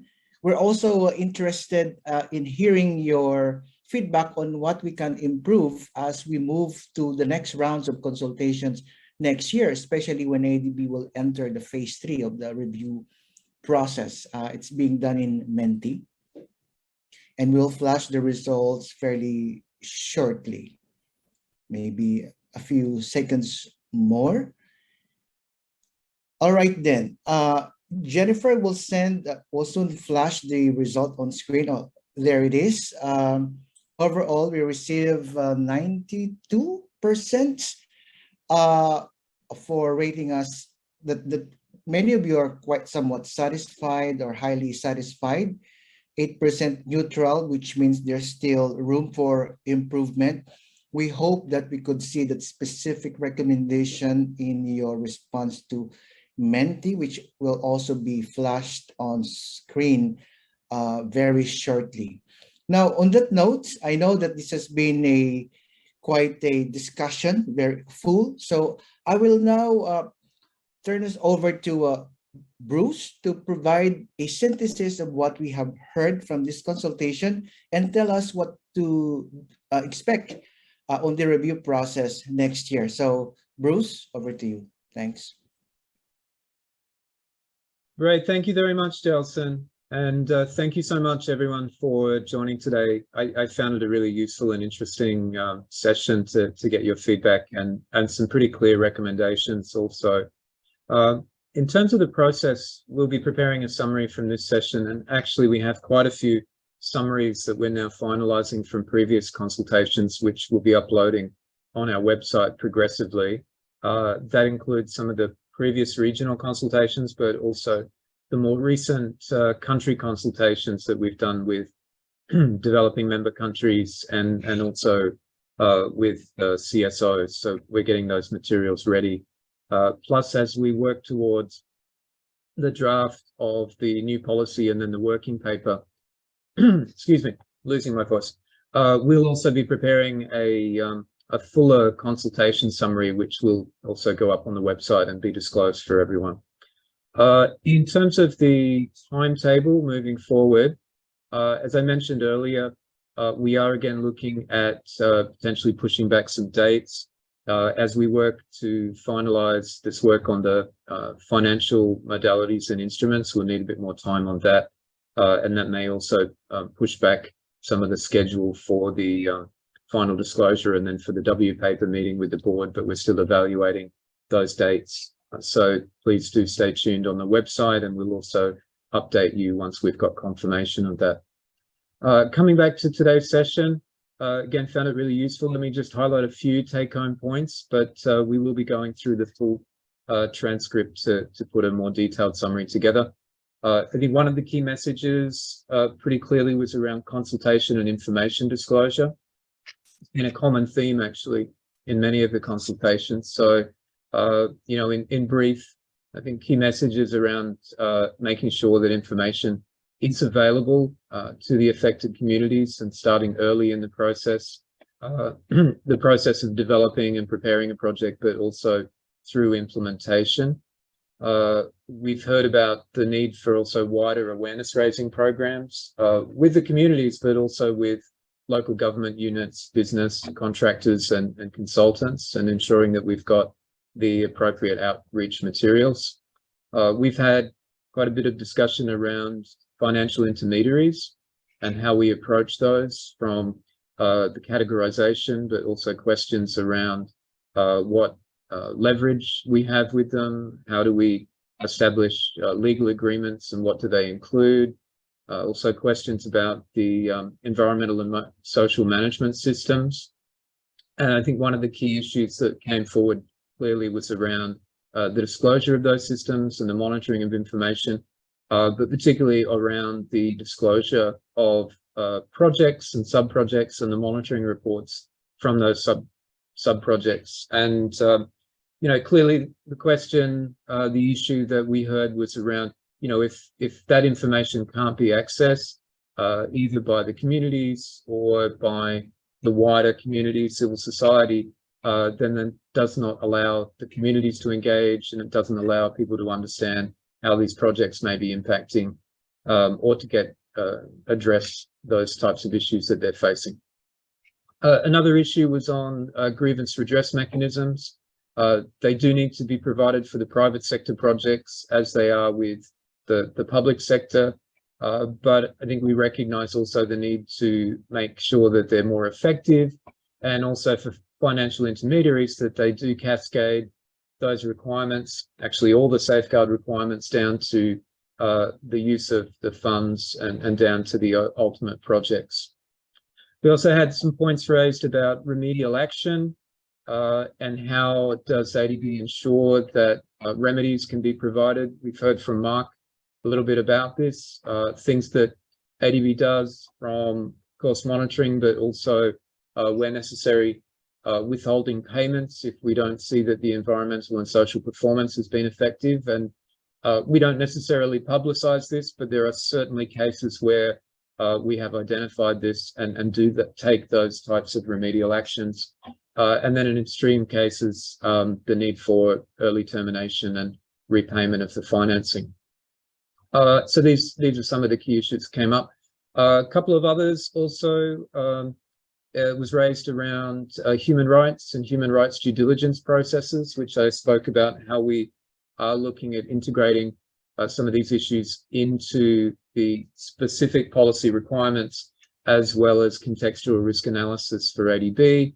And then we had issues around sexual orientation, gender identity, and how that could be taken up in the context of the policy, either with a separate gender equality standard or in other aspects. And I explained a bit about what we're thinking there. And then on supply chain due diligence, we also had some questions and feedback around that. So these are just some of the key points, but as mentioned, we will be making a fuller summary and feeding this in. And I think some of these issues, there are some challenges that we need to look more closely, for example, around the disclosure with financial intermediaries and the requirements for our clients there. I think these are definitely topical issues that we're discussing, and I'm sure we'll have more discussions with you in future sessions. So thank you again for joining, and we look forward to connecting with you. It's been a busy year for us, and I'm sure it has been for you. So if we're not connecting again, I hope everyone has a safe new year, and we'll look forward to connecting with you next year. Thanks again.